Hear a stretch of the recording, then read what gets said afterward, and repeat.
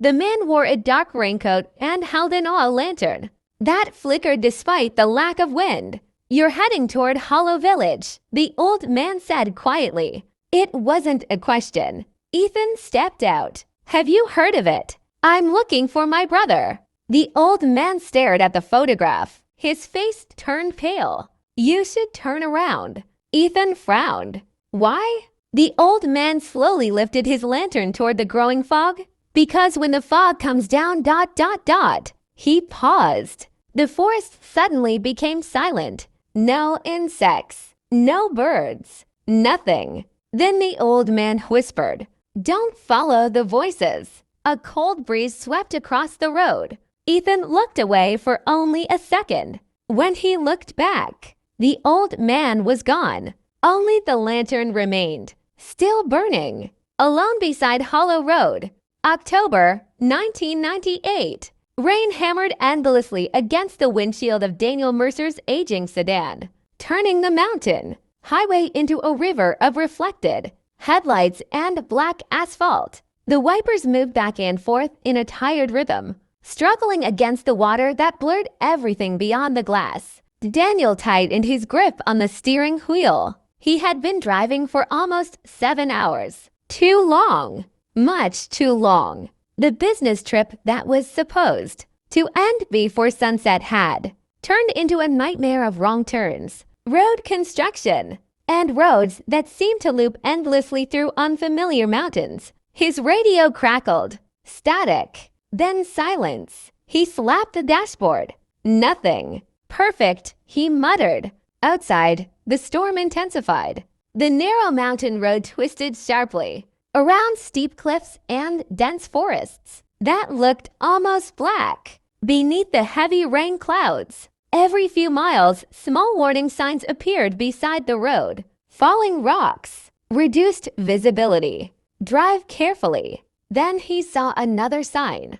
Old, crooked, half covered in moss. Road closed during heavy fog. Daniel slowed, only for a moment, then laughed quietly. Fog doesn't close roads. He kept driving. 20 minutes later, he regretted it. The rain slowly weakened, but something worse replaced it. Fog. At first it appeared in thin patches drifting between the trees. Then it thickened and thickened until the forest itself disappeared. The world outside his headlights turned white. Not gray, not silver. White, as if the mountain itself had been erased. Daniel leaned closer to the windshield. His headlights barely reached 10 feet ahead. The road beneath his tires vanished into a wall of moving mist. He reached for his phone. No signal. Not unusual in mountains. Still uncomfortable. He opened his GPS app. Loading. Loading. Then, no connection. His stomach tightened. He checked the dashboard clock. 10:42 p.m. A few minutes later, he checked again. 10:42 p.m. He frowned, tapped the clock. Nothing changed. The fog outside shifted strangely, not drifting with the wind, moving, slowly crossing the road in long flowing shapes. For a moment, he thought he saw silhouettes, human silhouettes, standing among the trees, watching. Daniel shook his head. Exhaustion. That was all. 7 hours driving. Rain. Dark roads. His mind was playing tricks. Then the road curved sharply. His headlights landed on something directly ahead. He slammed the brakes. The tires screamed against wet asphalt. The car stopped inches away from an old wooden sign planted beside the road. Daniel's heartbeat pounded inside his ears. He stepped out into the cold night air. The silence hit him immediately. No insects, no rain, no wind, nothing, only fog. He raised his phone flashlight toward the sign. The wood looked ancient, weathered, cracked, as if it had stood there for decades untouched. Carved into the wood were words painted in fading white letters. "Welcome to Blackridge Village. Welcome to Blackridge Village." Daniel stared. He opened the paper map stuffed inside his glove compartment. Nothing. No Blackridge. No marked settlement. No side road. No village. Yet beyond the sign, small orange lights flickered inside the fog, one by one, like stars appearing through clouds. A church tower slowly emerged, then rooftops, then narrow streets, an entire village hidden inside impossible fog. Daniel swallowed hard, because something else had appeared too. Footprints, fresh footprints, crossing the wet road, leading into the village, but none leading out. And somewhere deep inside the white darkness, something moved, slowly, watching him arrive. Daniel remained beside his car for several seconds, staring at the lights beyond the fog. The village shouldn't have existed. Not here. Not in the middle of an isolated mountain road with no signs, no markings, and no roads leading toward it. Yet there it was. Warm lights glowed behind old windows. Smoke rose from chimneys. Somewhere deeper inside the mist, he could hear faint music. Soft, distant, almost comforting. Almost. A cold wind brushed past him. Behind him, the mountain road had already begun disappearing into white emptiness. The fog was getting thicker, fast. Daniel looked back at his car, then toward the village. He didn't have many choices. Grabbing his jacket tighter around his body, he walked past the wooden sign. The first thing he noticed was the silence. Not complete silence. Wrong silence. His boots echoed loudly against wet cobblestones. Too loudly. As if the village itself wasn't making any sound back. No barking dogs. No insects. No televisions. No distant conversations. Only the soft creak of old buildings and the whispering movement of fog between houses. The streets looked frozen in time. Wooden storefronts lined both sides of the narrow road. Old lanterns hung above doors. Most buildings looked like they belonged decades earlier, maybe longer. Daniel stopped near a shop window. Inside were canned foods with faded labels, dust-covered toys, old newspapers. He leaned closer. The newspaper date made his stomach tighten. October 14th, 1973. He blinked, looked again. Still the same. That's impossible. A sound behind him. Footsteps. Slow. Measured. Daniel turned quickly. People. 5 or 6 villagers stood near the center square. They weren't talking. They weren't moving. They were simply watching him. Men. Women. An elderly couple. 2 children. All standing perfectly still beneath dim street lamps. Daniel forced a smile. "Excuse me. My car broke down. What place is this?" Nobody answered immediately. The villagers exchanged glances, not with each other, with him, like they were studying something. Finally, an elderly woman stepped forward. She wore a long gray coat and carried an old oil lantern. Her face looked kind, but her eyes looked tired, very tired. "You came through the fog," she said quietly. Daniel nodded. "Yeah, I'm lost." The woman looked toward the white mist behind him. "No one comes through the fog anymore."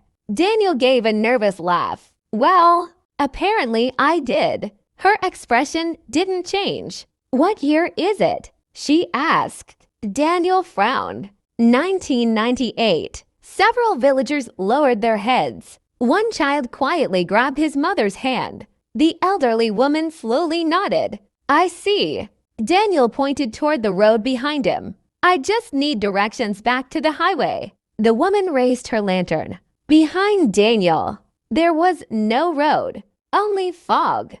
Thick white walls stretching endlessly. His car was gone. The mountain road was gone. Everything behind him had disappeared. Daniel's heartbeat quickened. That's not possible. Nobody reacted, as if this happened before. The woman pointed toward a building near the square. An old wooden inn with a flickering sign swinging above its entrance. "You should rest," she said softly. "The fog doesn't like travelers walking after dark." Daniel stared. The fog? For the first time. Someone smiled. Not warmly. Not kindly. Just enough to make him uncomfortable. "Yes," the woman whispered. "It already knows you're here. Far behind the houses. Somewhere deep inside the fog, something moved. And this time, Daniel was certain it moved toward him.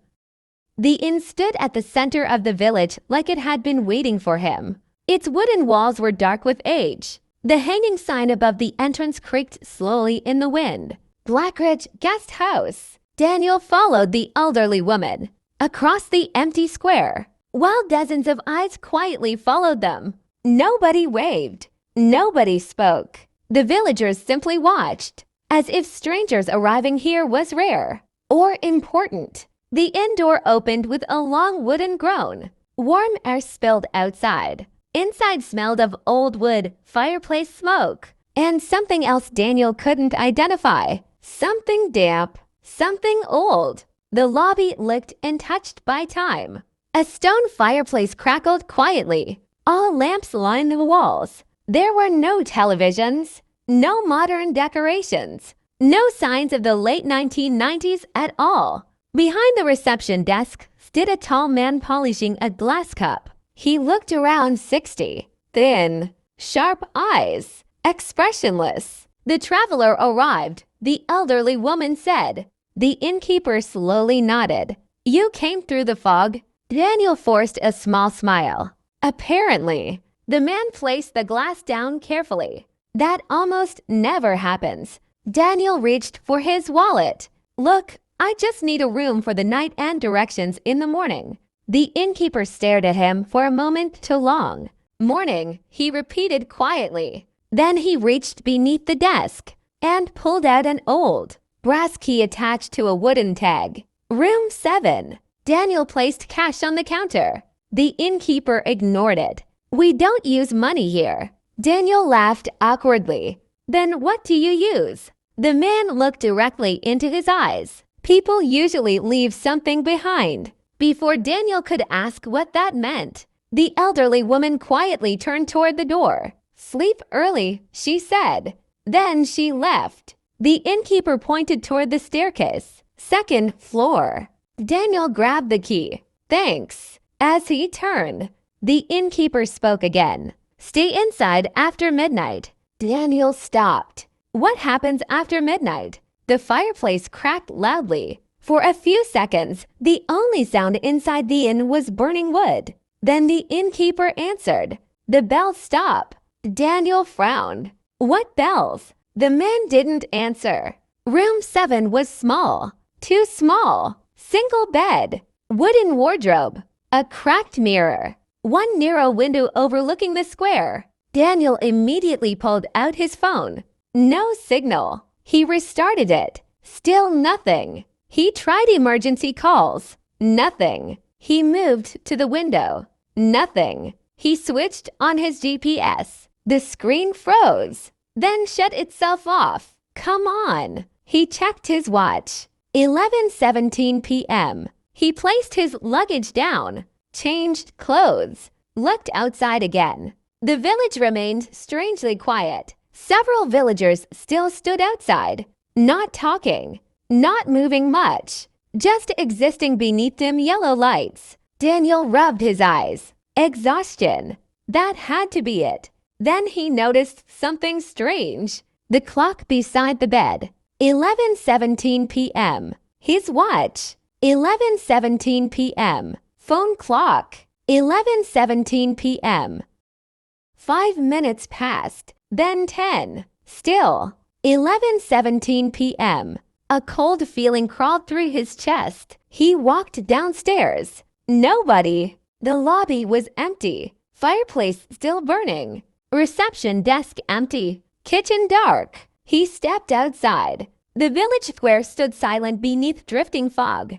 Then, the ONG. A bell echoed from somewhere beyond the houses. Deep. Ancient.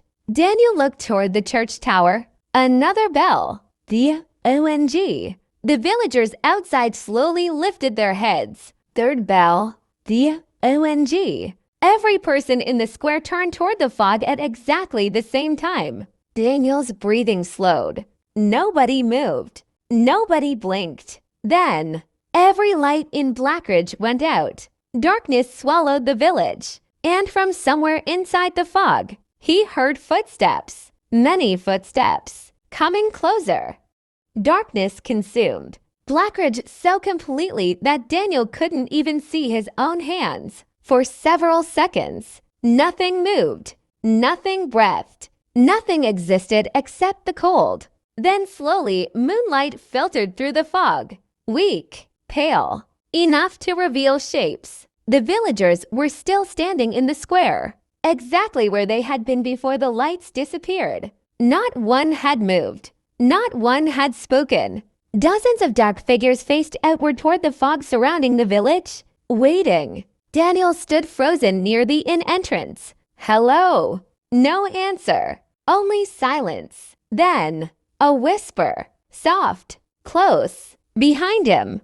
Go inside. Daniel spun around. The innkeeper stood in the doorway holding an oil lantern. His expression had changed. The calm look from earlier was gone. Now he looked afraid. Very afraid. Daniel pointed toward the villagers. What are they doing? The innkeeper didn't answer immediately. Instead, he grabbed Daniel's arm tightly. Too tightly. They listened during this part. Listen to what? The innkeeper slowly looked toward the fog. The ones walking. Daniel pulled his arm free. What are you talking about? Then they heard it. Footsteps. Not from the village. From outside it. Crunch, crunch, crunch. Like wet shoes moving across gravel. The sound circled the village. Slowly, carefully. Daniel stared into the white walls surrounding Blackridge. At first, nothing. Then shadows. Tall shapes appeared between movements of fog. Too tall. Thin bodies stretched unnaturally upward. Long arms hanging near the ground. There were many of them. More than he could count. Walking just beyond visibility. Watching. The villagers lowered their heads. Nobody spoke. Nobody ran. They simply waited. One shape stopped moving. It stood directly beyond the edge of the square. Half hidden. Daniel narrowed his eyes. Its outline shifted strangely, as if the fog itself struggled to keep its shape together. Then it leaned forward, stepping slightly closer. Moonlight touched its face. Daniel's stomach dropped. The face looked human. Almost. Eyes too large. Smile too wide. Skin too smooth. Like someone had tried recreating a person from memory and got parts wrong. The figure tilted its head, slowly, then smiled wider. Daniel took a step backward. The innkeeper quietly whispered, "Don't let them know you see them." Another sound echoed across Blackridge. Knocking. 3 slow knocks. T-O-K. T-O-K. T-O-K. The sound came from nearby houses. Then another house. Then another. Soon the entire village echoed with knocking sounds from doors and windows. Daniel looked around. Nobody was outside besides the villagers. So who was knocking? A child standing near the square suddenly covered her ears. Her mother quickly pulled her closer. The knocking grew louder, faster, closer. Then Daniel heard it. 3 knocks. Right behind him. He slowly turned toward the inn door. Something stood there. Not inside, not outside, half hidden by darkness. Watching. The lantern in the innkeeper's hand shook. Inside, he whispered urgently, "Now." As Daniel stepped backward into the inn, he accidentally looked back toward the figure near the fog. It was closer now, much closer. And this time, it wasn't smiling anymore. It was copying him.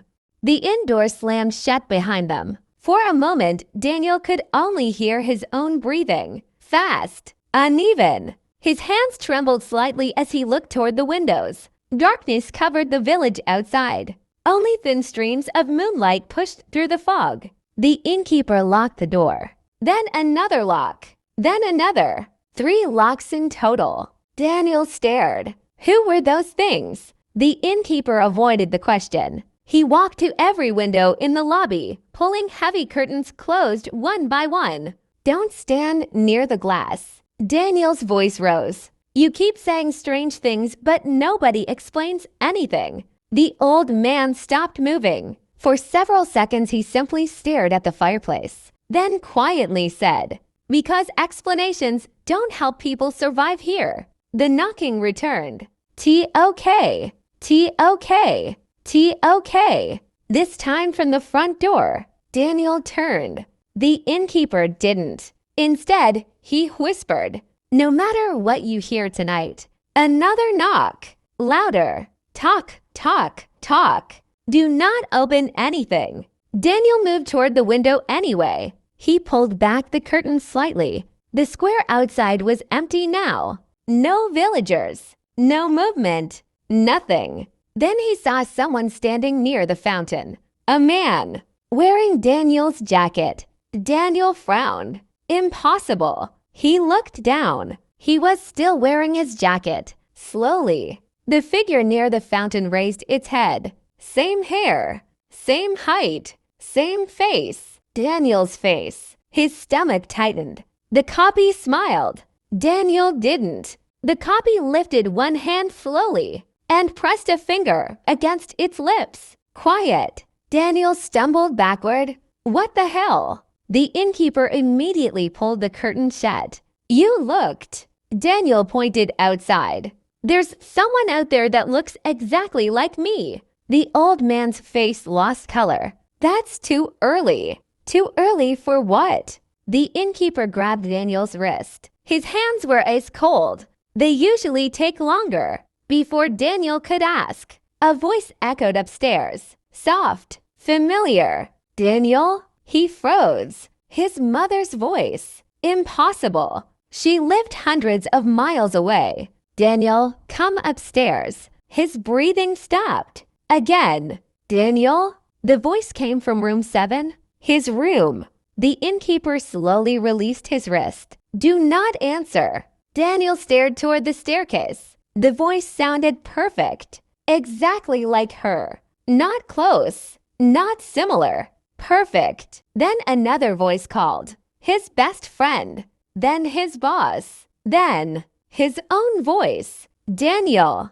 The staircase creaked. One step. Then another. Something upstairs was moving. But Daniel knew one thing with absolute certainty. He had come downstairs alone. The knocking stopped. The voices stopped. Silence returned. Then from somewhere above, a slow sound echoed through the ceiling. Footsteps. Walking toward room 7, where nobody should have been. And outside the curtained windows, dozens of faces slowly formed inside the fog. Daniel didn't sleep. Not even for a minute. Every sound inside the inn felt wrong. Floorboards creaked when nobody walked. Pipes groaned though there was no running water. Sometimes he heard footsteps stop outside room 7, then continue, then stop again. Around what felt like morning, silence finally returned. No voices, no knocking, nothing. Daniel looked at his watch. 11:17 p.m. Still, his phone battery had somehow dropped from 80% to 3. He never used it. Outside the window, the fog remained, but thinner now, enough to see the village square again. People had returned, walking, working, smiling, as if the night before had never happened. Daniel rushed downstairs. The innkeeper stood behind the desk again, calm, expressionless, like nothing happened. You heard it too, Daniel said immediately. The innkeeper slowly looked up.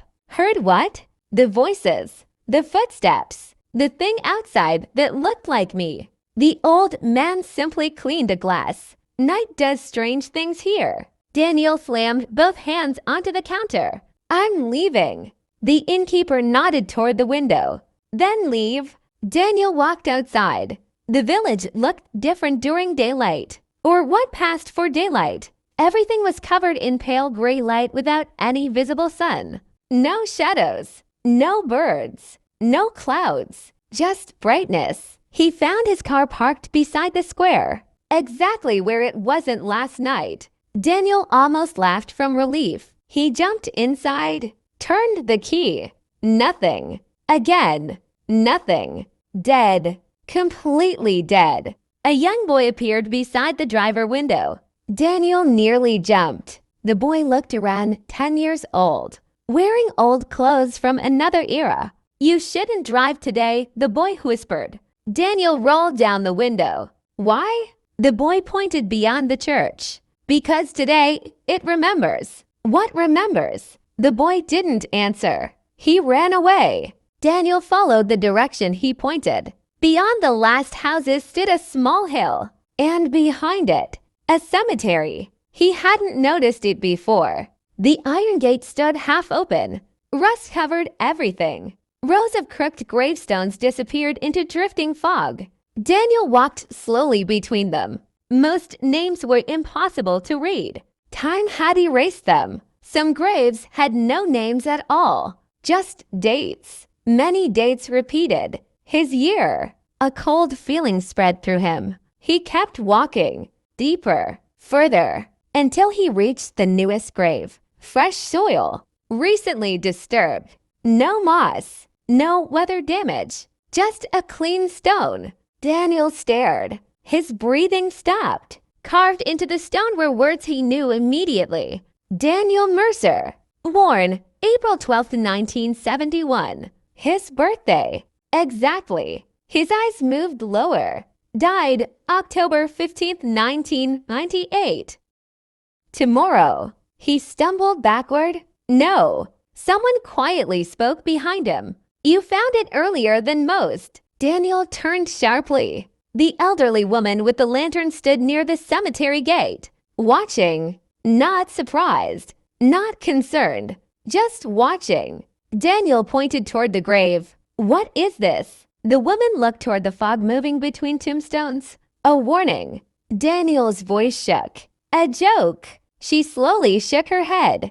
No one here jokes about the cemetery. The fog drifted between graves, slowly, almost deliberately. Then Daniel noticed something worse. Around his grave, there were footprints, fresh footprints, leading away from it, as if someone, or something, had already climbed out. Daniel couldn't stop staring at the footprints, fresh, deep, still sharp in the damp soil surrounding his grave. Something had stood there recently, something heavy, something with shoes. The elderly woman quietly closed the cemetery gate behind them. The metal screamed as it moved. You shouldn't stay here long, she said. Daniel pointed angrily at the gravestone. My name is on that. She nodded slowly. Yes, you knew about this. Another nod. Daniel's chest tightened. What is this place? The woman looked toward the fog rolling between graves. For the first time since meeting her, she looked afraid. Blackridge remembers people.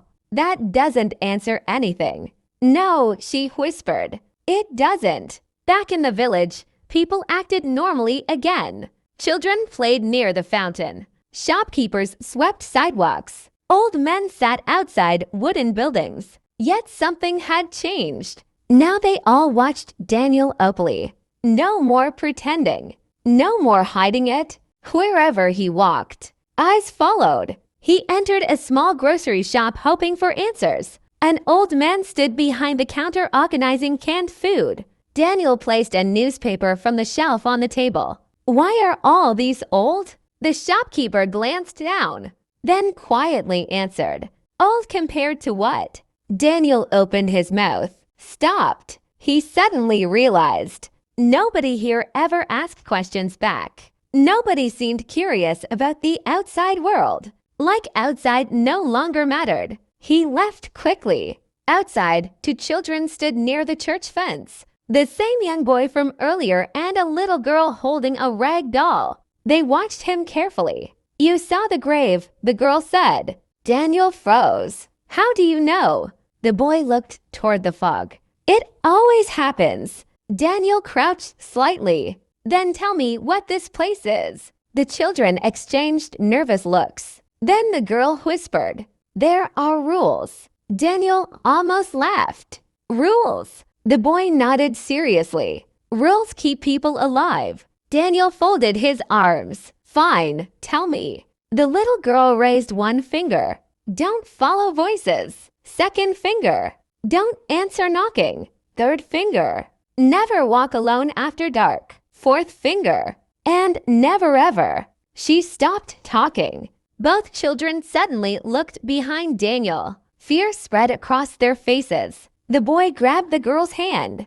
Don't look into the fog when it knows your name. Daniel slowly turned. Fog drifted quietly between houses. Nothing there. No people. No shapes. Just white mist. Then, softly, very softly, from somewhere inside the fog, Daniel. His blood turned cold. The voice sounded close. Too close. He turned toward the street. Nobody. Again. Daniel. This time from behind him. He spun around. Still nothing. Villagers nearby immediately lowered their heads.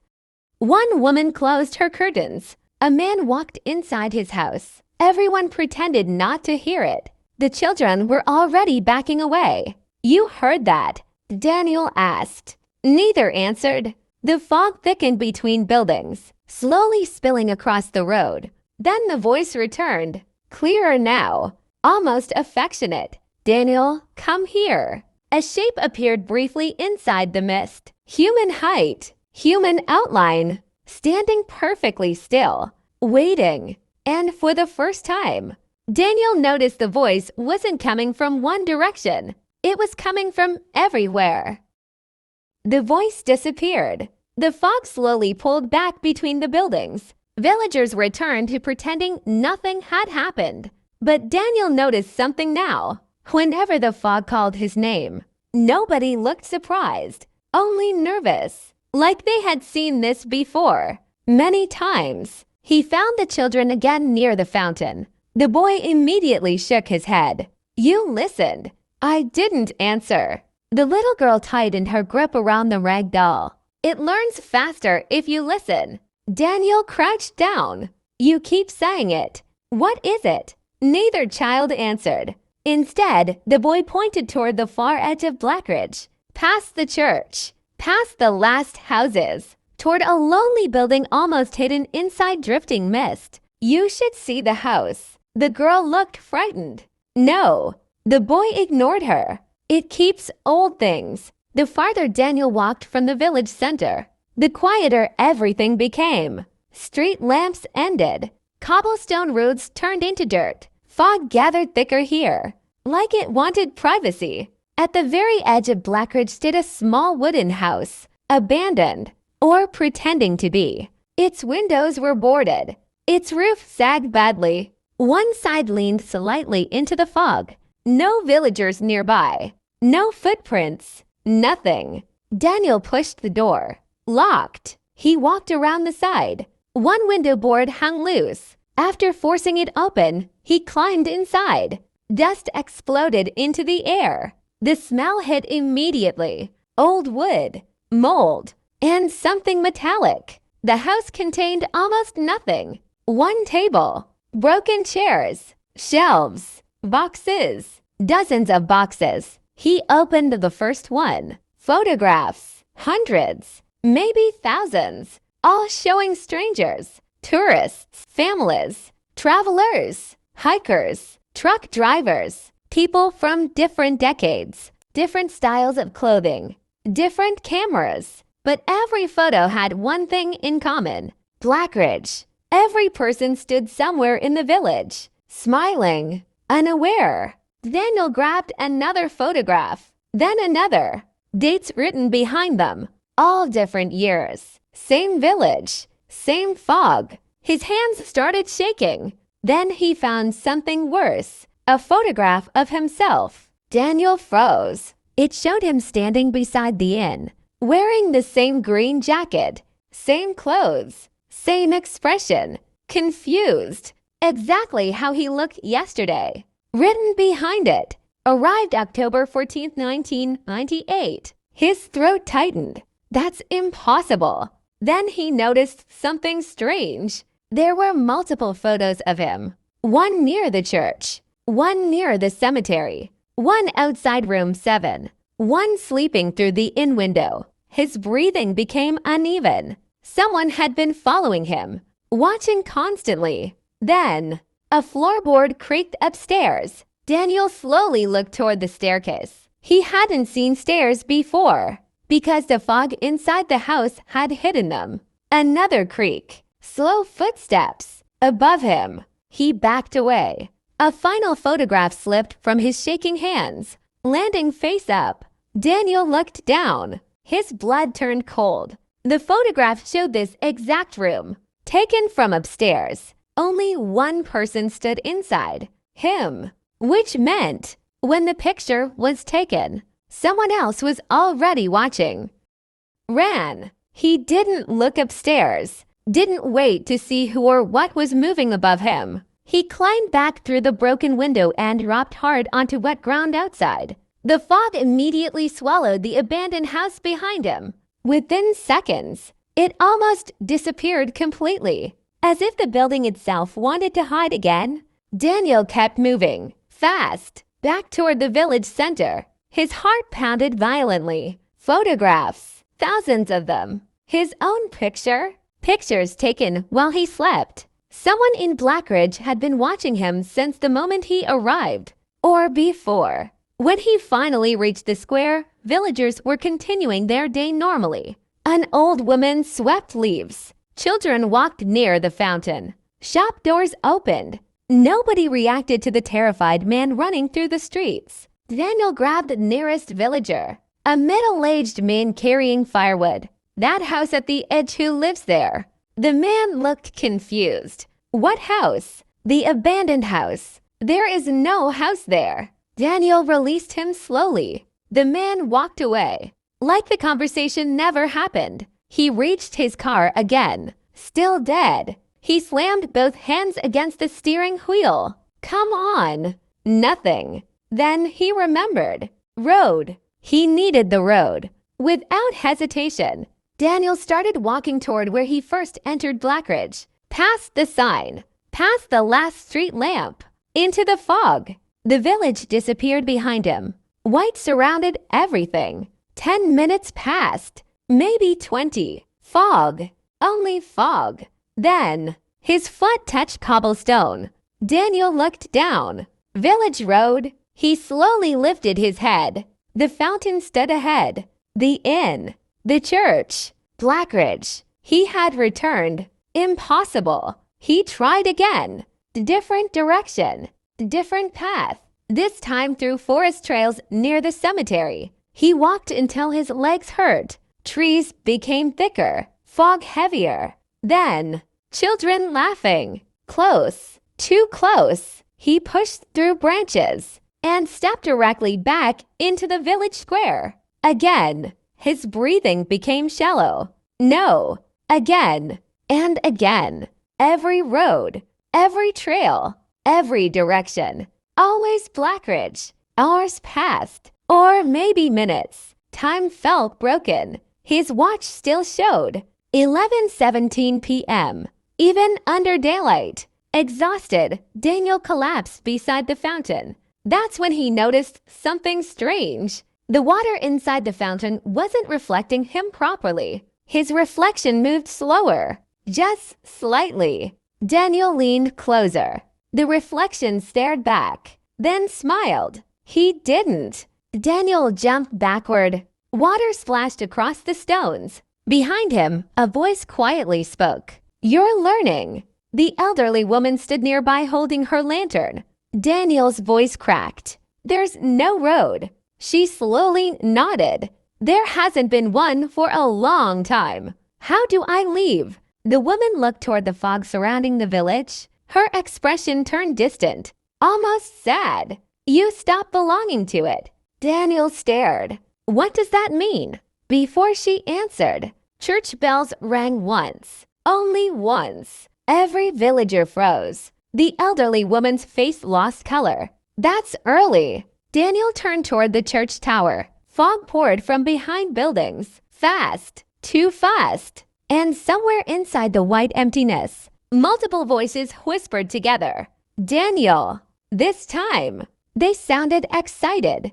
The bell should not have rung. That was the first thing Daniel noticed. Every time the church bells rang before, there had been patterns. 3 strikes. Midnight. Darkness. rules. But this time, only one bell. And the villagers were afraid, really afraid. People hurried indoors. Shop doors slammed shut. Windows closed. Children disappeared from the streets. Within minutes, Blackridge became empty. Only fog remained. The elderly woman grabbed Daniel's arm. "We need to move." "Move where?" "The church." Daniel looked toward the thick white walls creeping between buildings. Shapes moved inside them. Too many shapes. He followed. The church sat above the village on a small hill. Earlier it had looked old. Now it looked ancient. Cracks ran through stone walls. Wooden crosses leaned sideways. The tower seemed taller somehow. Wrong somehow. The old woman pushed open heavy doors. Inside, candles covered almost every surface. Hundreds. Their flames shook violently despite no wind. A priest stood near the altar. Daniel recognized him from earlier. Thin, silent, always watching. Now he looked exhausted. "You brought him," the priest said quietly. "We don't have time," the woman answered. Daniel stepped forward. "No more riddles. Tell me what this place is." The priest stared at him for a long moment, then asked, "What do you think Blackridge is?" "A village." The priest slowly shook his head. "No, a trap." Another slow nod. "Closer. Outside." Something scratched across the church walls. Long, slow, like fingernails dragging across stone. Daniel looked toward the doors. "What's out there?" The priest ignored the question. Instead, he walked toward the altar, pulled away an old carpet. Underneath, a wooden hatch. Daniel frowned. "There's a basement." The priest opened it. Cold air exploded upward. Not cool air. Cold. The kind that hurts your teeth. "Come," he said. They descended. Stone stairs twisted deep underground, far deeper than any church basement should go. The walls changed as they descended. Stone became rougher, older, covered with strange carved symbols. Names scratched into rock. Thousands of names. Some fresh, some almost erased. Daniel moved his flashlight slowly across them.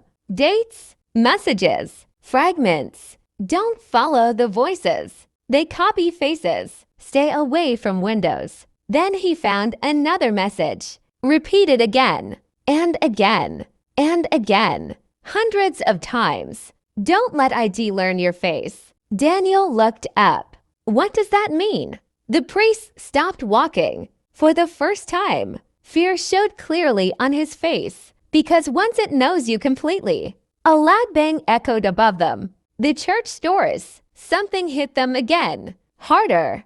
Dust fell from the ceiling. The elderly woman whispered. It found him faster this time. Daniel turned his flashlight deeper into the underground chamber. The tunnel opened into a massive cavern. Its walls covered completely in names. Thousands. Maybe tens of thousands. And in the center of the room stood dozens of old mirrors. Every mirror covered with cloth, except one. Daniel's reflection stared back from it, smiling. He wasn't smiling. Daniel stepped away from the mirror so quickly he almost fell. His reflection didn't. It remained standing, smiling, watching. The priest immediately threw a dark cloth back over the mirror. The smiling face vanished. For a moment, only Daniel's heavy breathing filled the underground chamber. What was that? He whispered. The priest didn't answer immediately. Instead, he stared at the covered mirrors surrounding them. All reflections here become dangerous eventually. The elderly woman tightened her grip on her lantern. It learns through observation. Daniel looked around the chamber again. Names, messages, mirrors, thousands of trapped voices carved into stone. None of it felt human. Tell me what it is. The priest finally looked at him. We don't know. Daniel stared. You don't know. We know what it does. Outside the chamber, a deep sound echoed through the tunnels. Not footsteps. Too heavy. Like something dragging itself slowly across stone. The priest lowered his voice. The fog watches travelers. Another dragging sound. Closer. It learns memories. Closer. It learns habits. Closer. And when it knows enough, he stopped. Daniel finished quietly. It copies people. The priest nodded. No. He pointed toward the walls. It replaces them. Daniel's stomach twisted. His mind returned to the villagers. Their strange smiles. Their silence. The way they stared. The old photographs. The copies outside the inn. How many people here are real? Neither answered. That silence was answer enough. A loud crack echoed through the cavern. One of the covered mirrors had fallen. The cloth slipped away. Then another mirror. And another. Dozens of reflections suddenly filled the room. Daniel turned slowly. Every mirror showed him, but not the same version. One version was older. One had blood running from its nose. One stood completely still. One smiled. One cried. Then Daniel noticed the worst one, a reflection standing behind him. He spun around. Nothing there. Back to the mirror. Still there. Standing close behind reflection Daniel. Watching. Tall. Thin. Its arms stretched too low. Its head tilted unnaturally. The same shape from the fog. The creature slowly raised one long finger, pointing directly at Daniel. The priest's face went pale. It saw you. The lantern flames suddenly went out. Darkness swallowed the chamber. Then voices emerged everywhere. Not villagers. Not strangers. People Daniel knew. His mother. His friends. His own voice. All speaking together. We found you. A loud cracking sound exploded through the room. Mirrors shattered. Glass scattered across stone. Emergency candles flickered back to life. Daniel looked down. The broken mirror pieces reflected only one thing now. Not himself. Someone else wearing his face and smiling wider than any human should. The church trembled. Dust rained from the ceiling. Somewhere above them, church bells began ringing wildly. Not slowly, not rhythmically, violently. Dong, dong, dong, dong. The priest grabbed Daniel's shoulder. We're too late. Daniel looked down at the shattered mirror pieces covering the floor. Every fragment still reflected the wrong face. His face, but not him. The elderly woman lifted her lantern. We have to move. To where? Daniel shouted. Neither answered. Because they all heard it. Footsteps. Hundreds of footsteps. Directly above them. They climbed from the basement. The church doors stood open. Nobody remembered opening them. Cold fog poured inside like water flooding a sinking ship.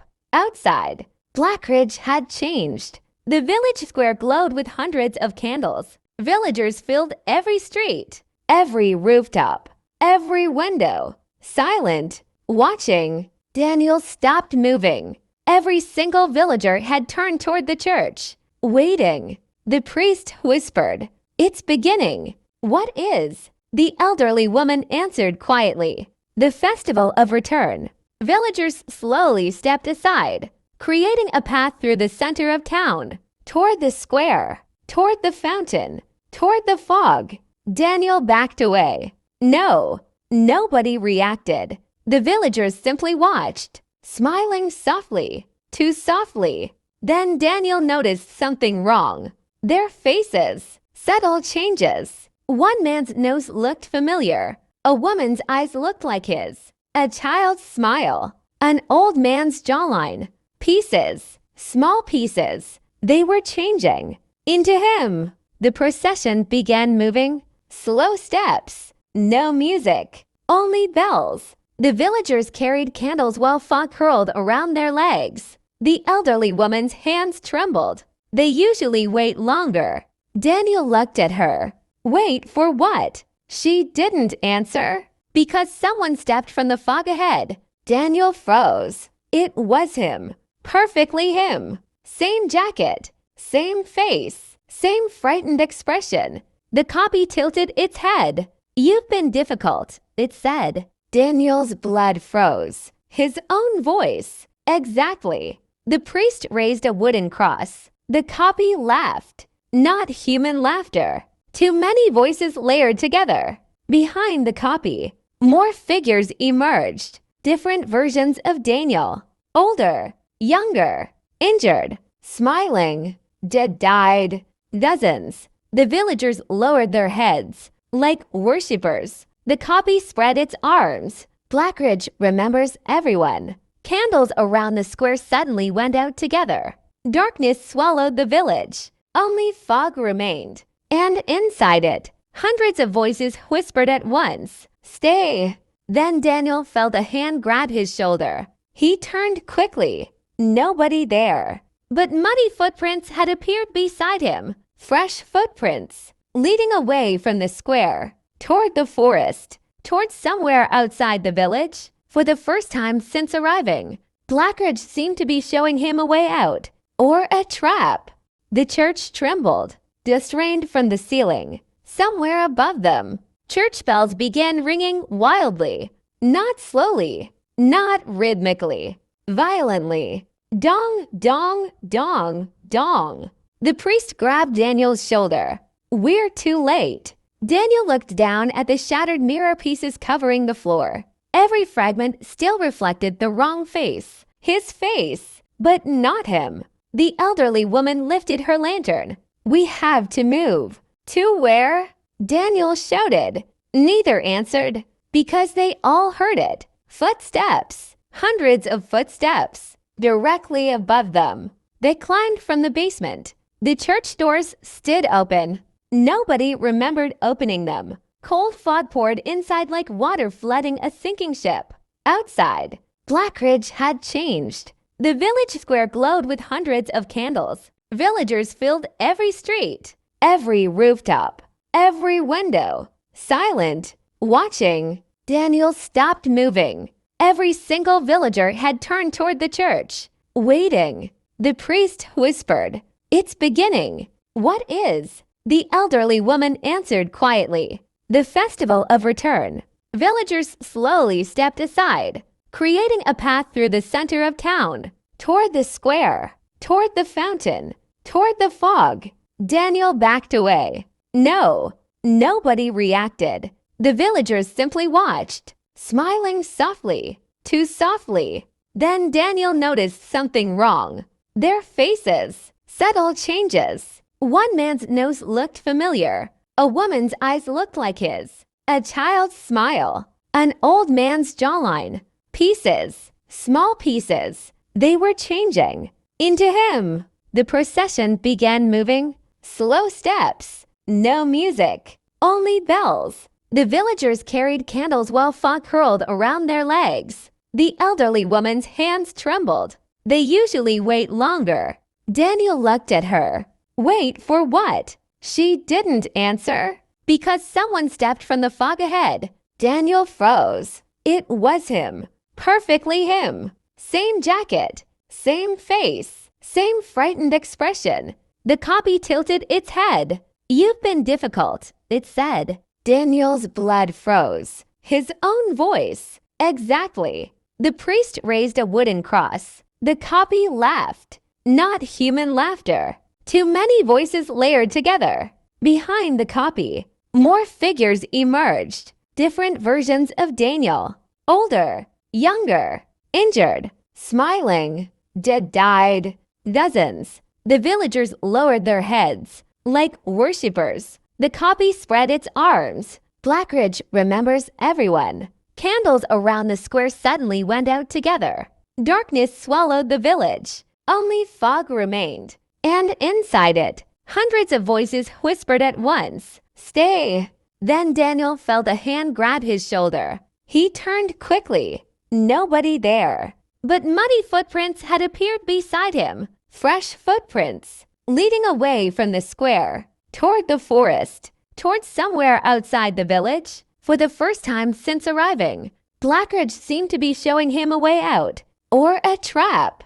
Daniel stared at the muddy footprints, fresh, deep, leading away from the square, toward the forest, toward the endless wall of white. Behind him, Hundreds of villagers stood silently around the candles, or what remained of them, faces half familiar now. Some wore pieces of his smile, others carried his eyes. One old man had somehow gained Daniel's exact voice. "Come back," the old man whispered. Daniel ran. He followed the footprints into the fog. Immediately, the village disappeared. Not gradually, instantly, one step, and Blackridge vanished behind white emptiness. Branches scraped his arms. Wet leaves slapped his face. He could barely see his own hands. The muddy footprints continued ahead, always just visible enough, as if something wanted him to follow. Behind him, footsteps, many footsteps, not running, walking, patient. He forced himself faster. Then the voices started. Daniel, his mother, close, painfully close. He shut his eyes briefly and kept moving. A second voice, his childhood friend. "Wait for me." Then another, his own voice. "You're going the wrong way." Daniel remembered the children. Don't follow voices. He kept running. The fog thickened. Shapes moved beside him, sometimes left, sometimes right, never fully visible. Only outlines, tall figures, long arms, bent heads, walking beside him, matching his speed, watching. Then something touched his jacket, lightly, a tug. Daniel almost turned, almost. Then he remembered another rule. Never look when it calls. He kept moving, breathing harder, legs burning. The forest around him slowly changed. Trees became stranger, twisted. Some trunks looked almost human in the fog. One looked like dozens of faces pressed into bark, watching him pass. Then, a hand grabbed his shoulder, hard. Daniel nearly screamed. He spun around. Nothing. No one. Only fog. And fresh footprints, now surrounding him, circling, dozens, hundreds. The realization hit slowly. The footprints he had followed were no longer going forward. They had been walking around him the entire time. He had never escaped. He had been led. A whisper emerged directly beside his ear. Not from ahead, not behind, beside him. "You looked." Daniel froze, because he had. When the hand touched him, he turned, and somewhere deep inside the fog, something laughed. Using his voice, Daniel ran blindly. He no longer trusted directions, or footprints, or his own eyes. The fog around him twisted endlessly. Sometimes trees appeared, sometimes buildings, sometimes faces, all disappearing when he looked directly at them. His lungs burned. His legs felt numb. Still, he ran. Behind him, footsteps multiplied. Not one creature. Many. Dozens. Maybe hundreds. All moving calmly. No rushing. No panic. Like predators that already knew the hunt was over. "Daniel." His mother's voice again. Closer. "Please stop." He kept moving. "Daniel." His own voice now, right beside him. "You're tired." Branches clawed across his face. Mud pulled at his boots. The forest became steeper. Then suddenly, the ground vanished beneath him. Daniel fell, rolling down wet earth and broken branches. He crashed hard against rocks. Everything went black. Cold sunlight touched his face. Daniel slowly opened his eyes. Blue sky. Real blue sky. Not gray. Not fog. Sky. He sat upright violently. Pain shot through his shoulder. Grass surrounded him. A roadside ditch. Cars passed nearby. Real cars. Modern cars. He crawled toward the road. A highway sign stood nearby. He read it twice, then 3 times, because he recognized the route. This road should have been over 60 miles away from where he entered the mountains. A truck driver stopped. "You okay?" Daniel tried answering. Only one question escaped. "What day is it?" The driver looked confused. "October 15th. tomorrow. Exactly the date on the grave. Police searched the mountain roads. Search teams checked maps. Forest Services reviewed records. Nothing. No Blackridge. No hidden village. No church. No cemetery. No abandoned house. Even stranger. No road closure sign. According to maps, the road Daniel used never existed. His story became simple. Exhaustion, exposure, hallucinations, stress. Everyone had explanations. Everyone except Daniel, because he remembered details nobody else could explain. The photographs, the mirrors, the voices, his grave. Weeks later, life slowly returned. He moved apartments, changed jobs, avoided mountains, avoided fog, tried forgetting. Sometimes he almost succeeded until one rainy evening, standing at his apartment window, Daniel noticed something strange. People below were walking normally. Cars moved normally. Everything looked fine, except one thing. Nobody seemed to notice the thin white fog slowly rolling between buildings. And inside that fog, for a brief second, Daniel saw himself standing perfectly still, watching him from the street below. 3 months passed. Daniel forced himself back into routine. Work, sleep, coffee every morning, television before bed. Normal things normal people do. He stopped talking about Blackridge because every time he tried, people gave him the same look. Pity, concern, disbelief. So eventually, he convinced himself too. Maybe exhaustion really had broken his mind. Maybe grief. Maybe isolation. Maybe mountains and fog had created monsters where none existed. Life became easier when he stopped questioning. Almost easier. The nightmares never stopped. Sometimes he dreamed of church bells. Sometimes of mirrors. Sometimes of villagers standing outside his apartment building. Watching. Always watching. Worst of all, sometimes he dreamed of room 7. He never entered the room in his dreams. He simply stood outside the door, listening. Something inside always whispered, "Come back." One rainy evening in late December, Daniel returned home after work. The hallway outside his apartment was empty, except for one envelope. No stamp, no address, just his name written neatly across the front. Daniel Mercer. His stomach tightened immediately. He looked around. Nobody. Slowly, he carried it inside, locked the door, then locked it again and again. 3 locks, just like the innkeeper. His hands shook as he opened the envelope. Inside, one photograph, old, slightly wet. Blackridge Village Square. Candles filled the streets, villagers smiling beneath thick fog.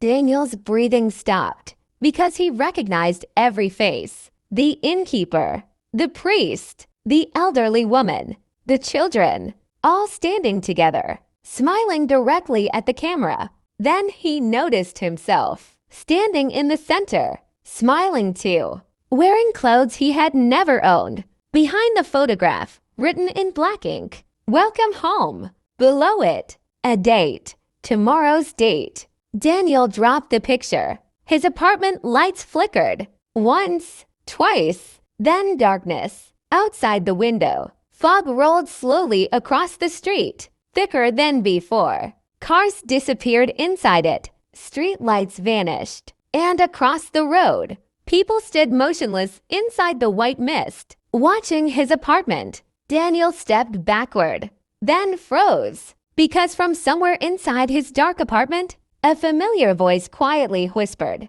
"Room 7 is ready." His own voice answered from somewhere deeper in the darkness, "This time, don't leave." The next morning, neighbors reported Daniel missing. Police found the apartment locked from inside. No signs of forced entry. No evidence. No fingerprints except his own. Only one unusual thing remained. A single photograph left on the kitchen table. It showed Blackridge Village, covered in fog. and standing near the wooden welcome sign, a new traveler, lost, confused, walking toward the village. Behind him, Daniel smiled from the crowd. END. Remember this. If you ever drive through heavy fog and find a road that doesn't appear on any map, keep driving. Do not stop, because some villages don't disappear. They wait. And that was the story of the village that vanished into the fog. Tell me, if you saw a road hidden inside thick fog with a village waiting at the end, would you stop or keep driving? If you enjoyed tonight's story, don't forget to like, subscribe, and turn on notifications, because here on Night Lore, the darkness always has another story waiting. And before you sleep tonight, check outside your window if the fog is watching. Don't answer when it calls your name. See you in the next nightmare.